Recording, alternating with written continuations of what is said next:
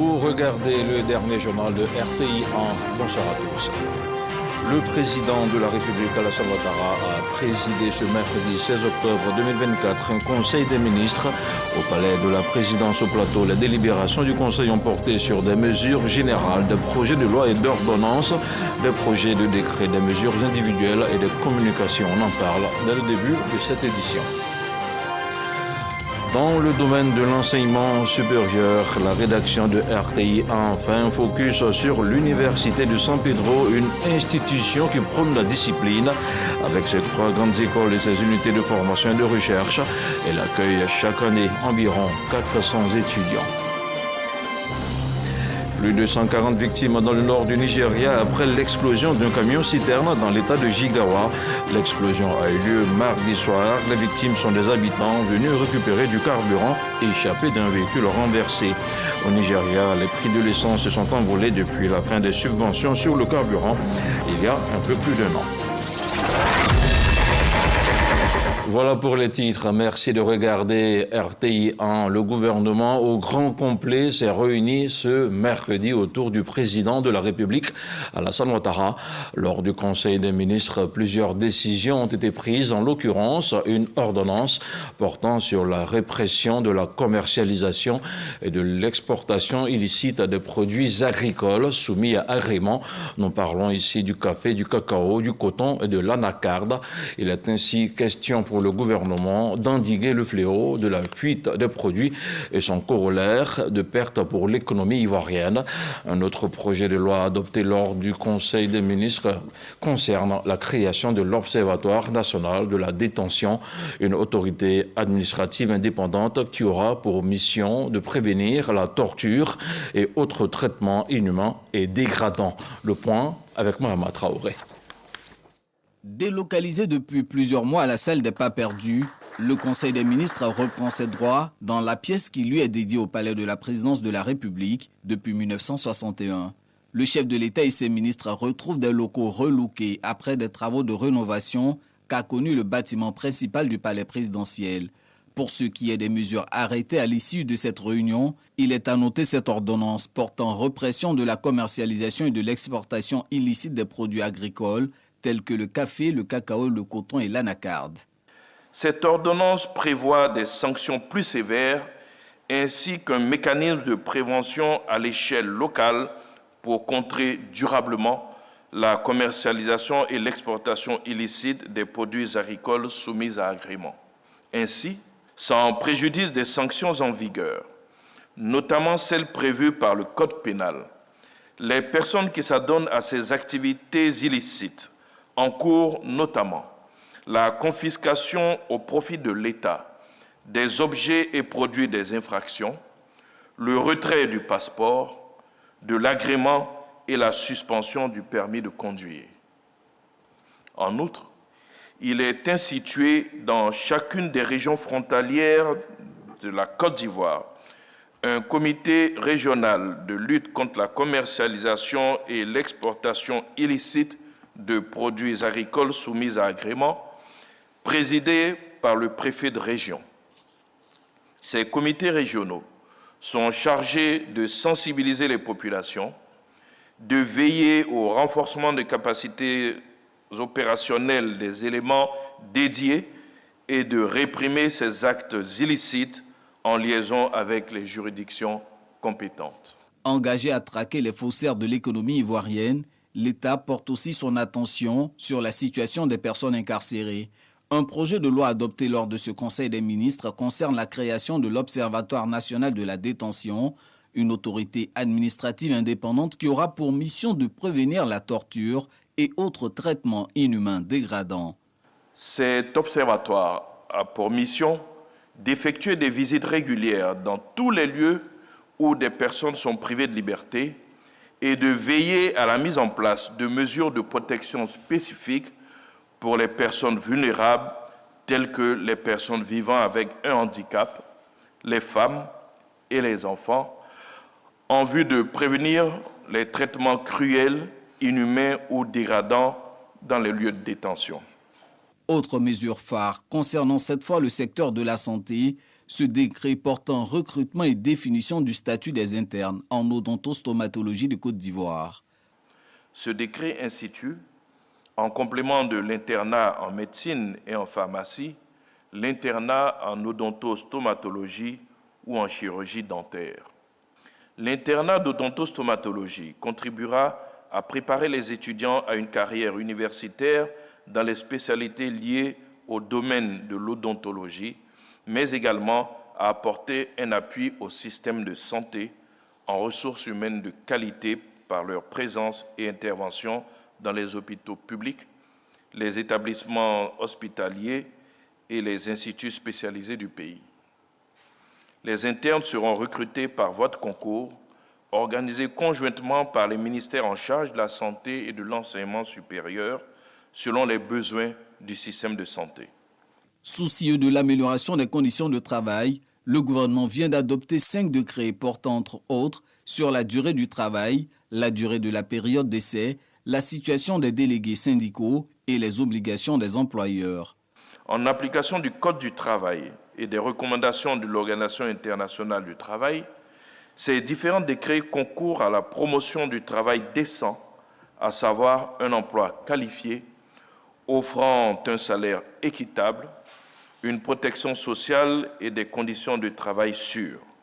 À cet effet, ils actualisent respectivement le dispositif existant sur la durée du travail et la période d'essai, réorganisent les modalités d'exercice des fonctions de délégué du personnel et de délégué syndical et insistent sur les obligations de l'employeur relativement à la santé, à la sécurité et à la dignité du travailleur. Une annonce pour clore ce conseil, c'est la désignation du ministre délégué Wotabuna Ouattara en qualité d'administrateur de la Côte d'Ivoire pour le nouveau groupe Afrique du FMI, Fonds monétaire international. Un choix motivé par la riche expérience de diplomates et d'économistes, spécialistes des questions d'intégration sous-régionale. Wotabuna Ouattara débutera sa mission à Washington dès le 1er novembre prochain. Interrogé au sujet de la grève des fonctionnaires, le gouvernement juge illégal et injustifié le mot d'ordre lancé par des organisations syndicales du secteur éducation, formation. On écoute son porte-parole. Le ministère de la fonction publique a mis à l'intérieur de chaque ministère ce qui est appelé des comités sectoriels de dialogue social. Lorsqu'une corporation dans un secteur donné a des revendications, elles sont portées au niveau de ce comité sectoriel de dialogue social. C'est une grève qui est injustifiée, puisque le dialogue se poursuit et que les signataires de la trêve sociale continuent les discussions ou décident d'aller en grève pour réclamer ce que vous appelez une prime trimestrielle d'incitation. À quoi correspond cette prime? Combien ça va engager de la part de l'État? Quand on est une organisation syndicale structurée, sérieuse, c'est un travail que l'on fait au préalable et l'on vient avec un fonds documentaire. Dans le cadre du dialogue social, il y a eu aussi des avantages qui ont été acquis, comme les indemnités de logement, comme l'augmentation de la prime de transport ou bien encore l'allocation familiale, sans qu'il n'y ait eu besoin de grève, tout cela ayant été obtenu dans la concertation, dans la discussion, dans le dialogue. Oui, le gouvernement est attentif. À plus de 300 km d'Abidjan, enseignants, parents d'élèves et leaders de jeunesse de la ville de Bouaké appellent au retour à la normalité dans les établissements scolaires dès demain, jeudi 17 octobre 2024. Ensemble, ils ont produit des déclarations allant dans le sens de l'apaisement. Gervais Kouassi, Charles Tatou. Depuis mardi dernier, certains établissements scolaires de Bouaké fonctionnent normalement. Par contre, d'autres tournent au ralenti. Une situation qui n'est pas du goût des acteurs du système éducatif, notamment les enseignants et les parents d'élèves. Nous voudrons interpeller l'ensemble des enseignants, soucieux de l'avenir de l'école ivoirienne, de venir à l'école. Nous avons été rassurés par l'administration, par le préfet de région, que toutes les mesures sécuritaires seront prises pour une reprise effective des cours demain sur l'ensemble du territoire et particulièrement à Bouaké. Nous demandons toujours le dialogue entre le gouvernement et les enseignants. Je viens pour appeler les COJES, l'ensemble des COJES du Béké et l'ensemble des COJES de Ambol et l'ensemble des COJES de Tologo d'accompagner demain matin les enfants à l'école. La société civile n'est pas en marge de ceux qui appellent les enseignants grévistes à la reprise des cours. Seul le dialogue peut permettre de pouvoir trouver une issue favorable à cette grève qui venait d'être lancée. Nous appelons à mettre fin. Soyons des citoyens responsables pour une école de qualité est le thème de cette année scolaire 2024-2025. Vivement que l'école retrouve son fonctionnement normal pour le respect du chronogramme de l'année académique. Demain, jeudi 17 octobre, cela fera exactement 1 an que Robert Begré-Mambé est aux commandes du gouvernement. Après 365 jours, que peut-on retenir des actions de celui qui arbore également la casquette de ministre des Sports et du cadre de vie, mais surtout que pensent les populations de cette première année de service au service de la nation? La réponse dans ce reportage signé Alexis Ouedraogo. Le 16 octobre 2023, l'information tombe. Robert Begré-Mambé, ancien gouverneur du district autonome d'Abidjan, est le nouveau chef du gouvernement ivoirien. Sur sa table, parmi les dossiers les plus urgents, celui de l'organisation de la Coupe d'Afrique des Nations. En 3 mois, l'homme avec méthode, discipline et rigueur contrôle, coordonne, arbitre et rassemble pour donner vie à la meilleure CAN de l'histoire. Je salue d'abord ses capacités depuis la CAN, parce qu'on avait des difficultés avec les ouvrages. C'est un monsieur vraiment à saluer. Il a mis une énorme pression et ça nous a permis vraiment de vivre une CAN exceptionnelle et inoubliable. Donc je salue vraiment ces 1 an. C'est un grand organisateur. Je pense que c'est un homme qui sait bien conduire le gouvernement et son bateau. Donc à mon avis, c'est un bon Premier ministre. Mais après la liesse populaire, retour aux réalités du quotidien. Franchement, on sait qu'il fait des efforts, on le sait, mais on espère qu'il va améliorer pour qu'on puisse le sentir sur le quotidien des Ivoiriens. C'est vrai, il y a beaucoup d'efforts qui sont faits, que ce soit les aménagements publics, les routes et consorts, les ponts qui continuent d'être construits, c'est bien. Mais concernant les denrées alimentaires, les produits de première nécessité et tout, ça serait bien que les coûts soient à la portée de tout le monde. Si beaucoup reste à faire de la vie des populations, il faut pourtant noter des pas posés pour améliorer les conditions de vie et de travail, notamment le renforcement des infrastructures hospitalières et la protection sociale avec la couverture maladie universelle, l'extension du réseau de distribution d'eau à l'intérieur du pays, l'électrification, l'amélioration du transport et son vaste programme de sécurité routière. Autre point clé, celui de l'emploi des jeunes, avec une politique qui veut en amont renforcer le capital humain par la formation. Près de 18 établissements techniques et professionnels ont vu le jour et 23 anciens établissements ont été réhabilités. Nous constatons des améliorations qui sont faites, surtout en la faveur des jeunes. Je pense qu'il y a encore plus à faire en ce qui concerne l'insertion professionnelle des jeunes et aussi en ce qui concerne l'autonomisation de la femme. Il y a un effort qui est fait, mais il y a encore plus à faire à ce niveau-là. Robert Begré-Mambé s'est aussi engagé auprès du secteur privé, dont il se fait l'ambassadeur, auprès des institutions internationales et à chacune de ses représentations à l'extérieur. À sa démarche, le nouveau patron de la primature associe les guides religieux. Homme de consensus, Robert Begré-Mambé se tient auprès des populations afin que toujours aboutisse le dialogue et que soit comprise la vision de l'État. C'est un homme qui déjà a une vision. Je pense qu'il a déjà un plan pour la jeunesse, qu'au fur et à mesure, qu'il va mettre en place. On le voit partout, il nous donne des conseils. Pour l'heure, je pense que sa gestion n'est pas mauvaise. Elle n'est pas mauvaise en tant que telle parce que les choses bougent quand même, les lignes bougent. Plan national de développement, programme social du gouvernement, programme jeunesse du gouvernement. En une année, certes, beaucoup a été fait, mais les populations espèrent, elles, en voir encore plus. Le ministère d'État, ministère de la Défense, a produit un communiqué à l'attention des candidats au concours d'entrée à l'Académie des Forces armées AFA 2024. Il est lu par Franck Kodio. Le chef d'état-major général des armées informe les candidats au concours direct d'accès à l'Académie des Forces armées et la population du dysfonctionnement technique survenu lors de la diffusion en ligne des résultats du second tour d'épreuve du dit concours.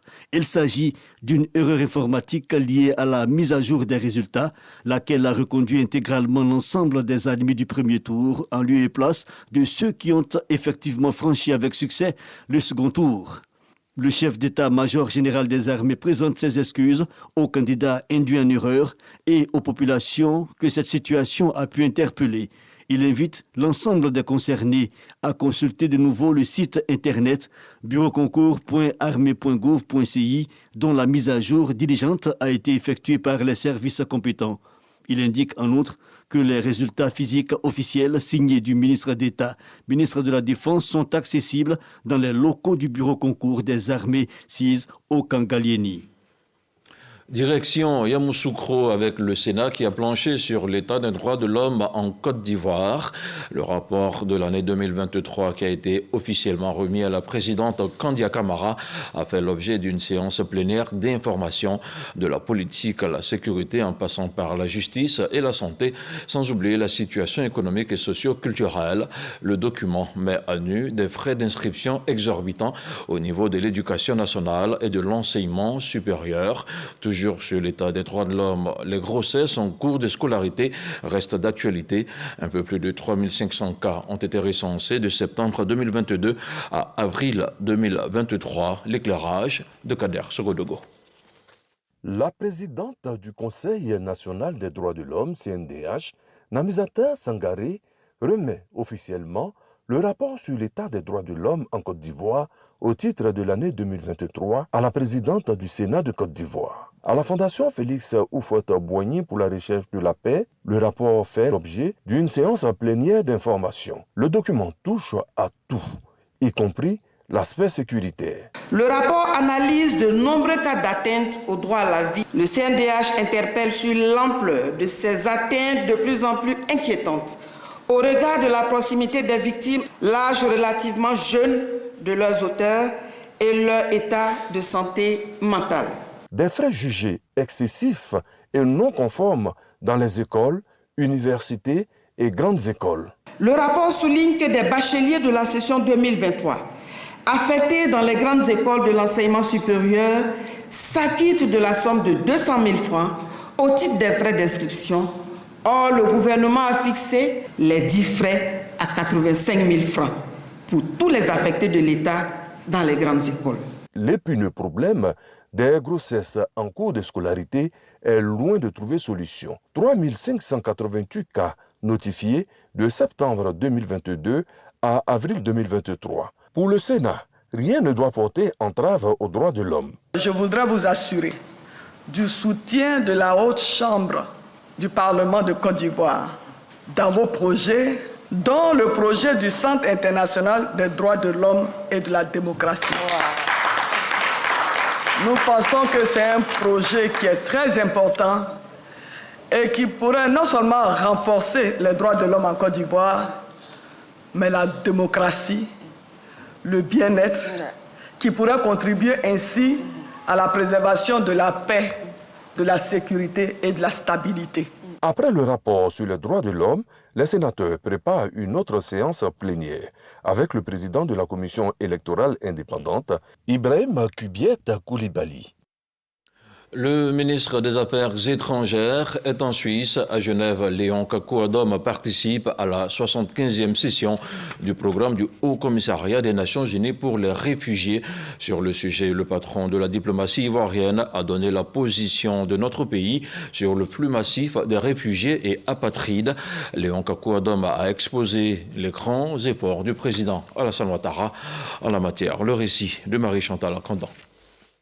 Lors du débat général, le ministre des Affaires étrangères, de l'intégration africaine et des Ivoiriens de l'extérieur a mis en avant les efforts de la Côte d'Ivoire pour protéger les réfugiés et éradiquer l'apatridie. Ma délégation se félicite de la détermination de l'Union africaine à apporter des solutions durables aux problèmes de l'apatridie sur l'ensemble du continent. C'est le lieu de rappeler que dans le cadre de la campagne dite « J'appartiens » et le lancement de la nouvelle Alliance mondiale pour mettre fin à l'apatridie et conformément aux recommandations de la déclaration d'Abidjan de février 2015, mon pays a entrepris d'importantes réformes couronnées par l'adoption du plan national pour l'éradication de l'apatridie et a mis en place les premières commissions nationales d'éligibilité et de recours au statut d'apatride en Afrique. Ces initiatives soulignent le rôle important de la Côte d'Ivoire dans la gestion des crises migratoires en Afrique de l'Ouest. Le ministre Léon Kakou-Adom a également appelé à un soutien international pour relever ces défis. Je voudrais inviter la communauté internationale à s'impliquer davantage dans la recherche de solutions durables, notamment le rapatriement volontaire, l'intégration des réfugiés, y compris leur réinstallation. Ce sont là des gages d'une plus grande solidarité internationale en vue de soutenir les initiatives du HCR face aux défis croissants qu'il nous faut absolument relever pour soulager ces populations en détresse. En marge de cette rencontre internationale, le haut-commissaire du HCR, Filippo Grandi, a reçu en audience le ministre Léon Kakou-Adom et assure le plein soutien et l'appui de son organisation à la Côte d'Ivoire. Le ministre de la Réforme du service public du travail et du dialogue social du Togo est en visite du travail en Côte d'Ivoire. Gilbert Bawara est venu s'inspirer du modèle ivoirien en la matière. Il a été reçu par la ministre d'État, Anne Ouloto. Le témoignage de Grace Kondo. La modernisation de l'administration publique ivoirienne, le modèle fait tache d'huile à l'international. Le ministre togolais de la réforme du service public, du travail et du dialogue social, reçu par son homologue ivoirien. Gilbert Bawara dit être venu s'inspirer du modèle ivoirien. Entre autres sujets abordés, la digitalisation, la transformation culturelle des animateurs du service public et la prise en compte des préoccupations des fonctionnaires par le dialogue social. Les amis de la Banque mondiale nous ont suggéré de venir regarder chez ce pays frère et ami ce qui est en train de s'accomplir en termes d'innovation, en termes de réforme, en termes de mesures audacieuses pour que à la fois l'administration et les services publics soient performants et que les populations, les usagers soient également satisfaits.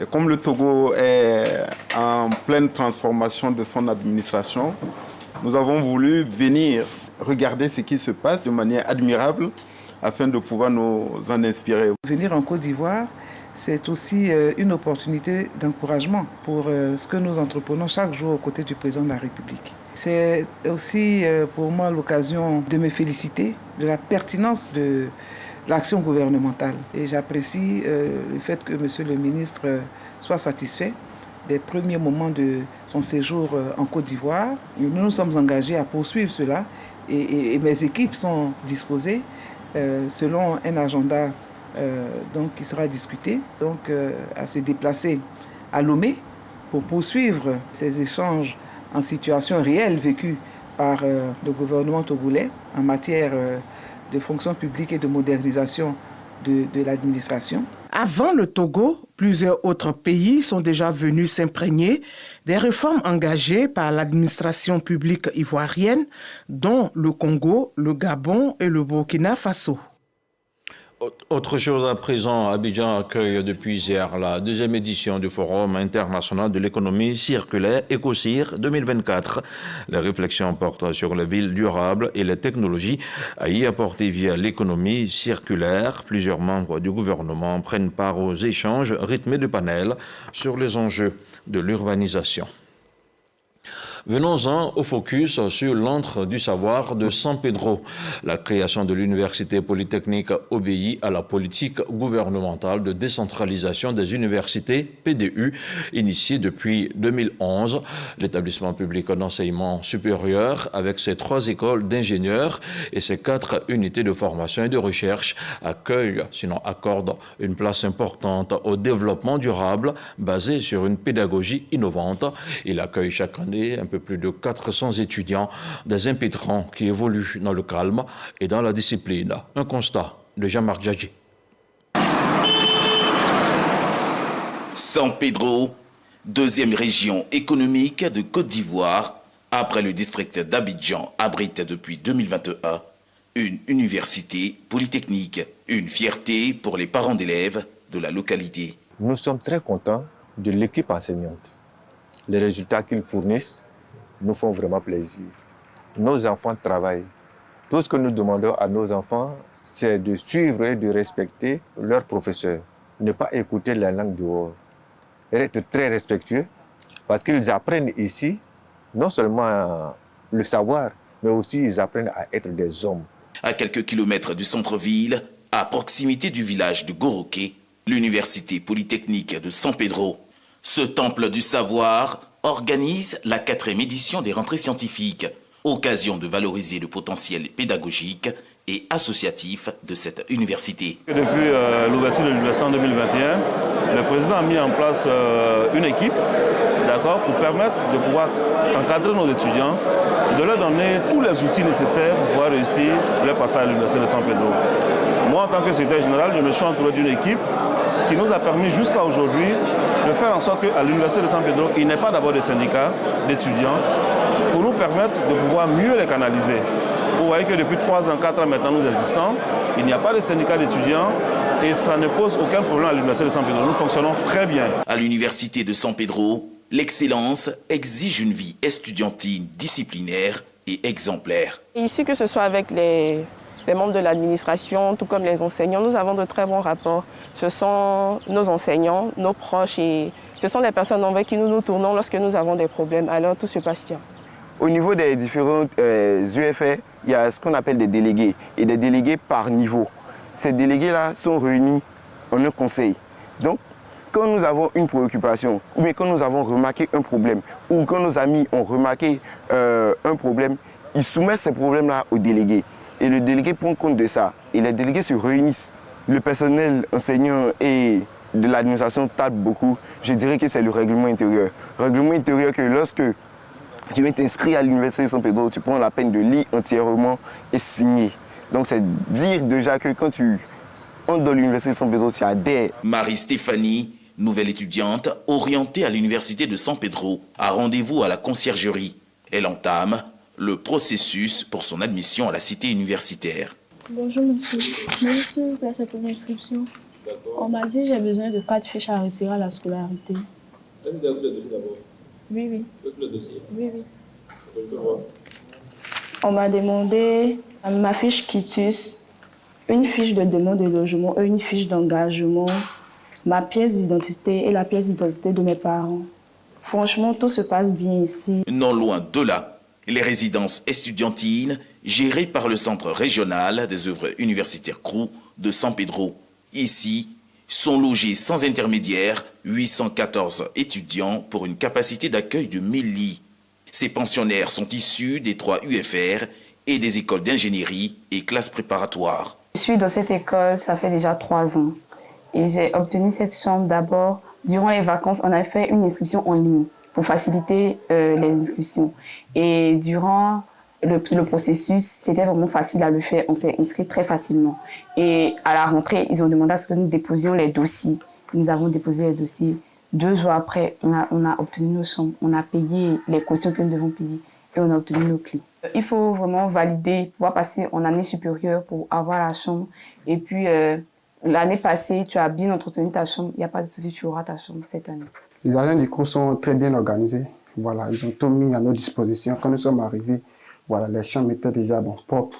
Nous aussi, nous devons aussi aménager, c'est-à-dire nettoyer, rendre ça propre pour que l'année prochaine, voilà, les cadets aussi puissent venir trouver ça. Pour un bien-être des étudiants de l'Université polytechnique de San Pedro, le Centre régional des œuvres universitaires prône la proximité.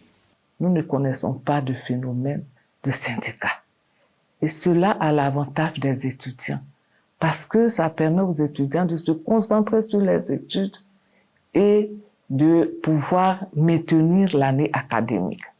Parce que lorsque l'année académique est respectée, nous, en tant que cours, ça nous arrange parce que nous pouvons mieux élaborer nos programmes d'activité. Nous avons fait les commissions d'hébergement qui respectent les critères d'âge. D'abord, il faut être étudiant.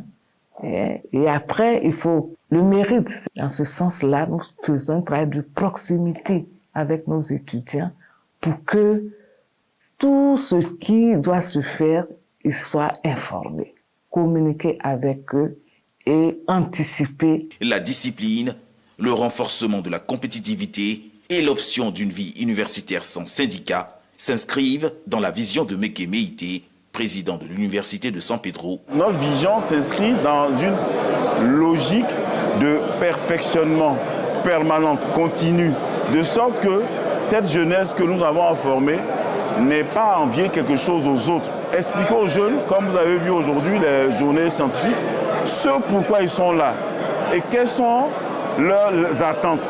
Qu'est-ce que nous, en tant qu'éducateurs, nous attendons d'eux aussi. Parce qu'il faut comprendre ce pourquoi on est là, je suis là pourquoi et qu'est-ce qu'on m'offre comme formation. L'Université Polytechnique de San Pedro enregistre avec ses réformes un taux de réussite de 86,96% aux concours nationaux et internationaux. Une note d'espoir pour une université publique qui s'inscrit dans un élan de performance avantageuse pour la communauté. Un focus à revoir sur RTI 1. On poursuit ce journal avec le vice-président de la Sierra Leone qui est en Côte d'Ivoire. Mohamed Julde Diallo a partagé son savoir avec les auditeurs de la 4e promotion de l'Institut de formation politique Amadou Gon Coulibaly. Les jeunes leaders en formation ont ainsi pu bénéficier de l'expertise et du parcours inspirant de ce haut dirigeant ouest-africain. Mohamed Julde Diallo a souligné l'importance de l'engagement civique et de la persévérance dans le leadership politique. Il a encouragé les auditeurs à jouer un rôle actif dans la transformation de leur société. Fin d'émission pour le président du directoire du RHDP dans le district du Bas-Sassandra. La tournée de mobilisation et d'information entamée depuis samedi dernier à Sassandra s'est achevée hier mardi avec les militants de la région de la Nawa.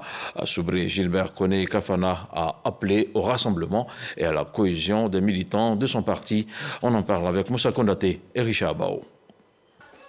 S'assurer du bon fonctionnement de la coordination régionale du RHDP dans la Nawa. Aussi, la mobilisation des populations pour la révision de la liste électorale. C'est l'objectif de cette rencontre du président du directoire du RHDP avec les cadres et militants de la région. Des responsables locaux prêts à mener le combat. Nous voulons vous rassurer que le RHDP est en marche. Nawa. Les jeunes, les femmes sont engagés dans une bataille quotidienne. Nous donnons l'annonce que nous ferons le maximum pour atteindre les objectifs qui nous ont été signifiés ici dans la Nawa. Nos représentants qui sont les départementaux, nos représentants qui sont des secrétaires de section, les comités de base, nous les avons mis en mission afin qu'ils fassent du porte en porte, qu'ils aillent de village en village pour que la majorité de nos militants aient leur papier et qu'ils soient sur la liste électorale. C'est dû aux militants de faire confiance au président de la République, de faire confiance au président du directoire qui est venu donner un message fort d'union, que nous restons en bloc et qu'on regarde l'intérêt supérieur du parti. Au nom de la direction du parti, Gilbert Kafana exhorte l'ensemble des militants à rester mobilisés pour les échéances futures. Je repars confiant, j'ai trouvé des militants engagés. Ce qui est certain, c'est qu'ils sont tous d'accord sur une chose, c'est le parti. Ils sont tous d'accord sur une chose, la victoire du parti aux élections prochaines. Ils sont tous d'accord autour d'Alassane Ouattara pour les prochaines élections. C'est vraiment la conclusion que je tire de mon séjour. Cet échange avec les militants de la région de la Nawa marque donc la fin de la tournée de remobilisation dans le district du Bas-Sassandra. Une action pour appeler à l'union et au rassemblement afin de mieux préparer l'élection présidentielle de 2025. On termine avec le Nigeria où l'explosion d'un camion-citerne a tué au moins 140 personnes enterrées ce mercredi 16 octobre. Selon l'agence nigériane de secours NEMA, le bilan pourrait être plus lourd encore. Il y a de nombreux blessés. Les victimes sont des habitants venus récupérer le carburant échappé d'un véhicule renversé. Le Nigeria où le prix de l'essence se sont envolés depuis la fin des subventions sur le carburant il y a plus d'1 an, ce qui a fait flamber le coût des transports et de l'alimentation alimentation, aggravant la précarité dans laquelle vivent de nombreux Nigériens. Ce journal est terminé. Merci de nous avoir accordé de votre attention. On se retrouve demain à 23h.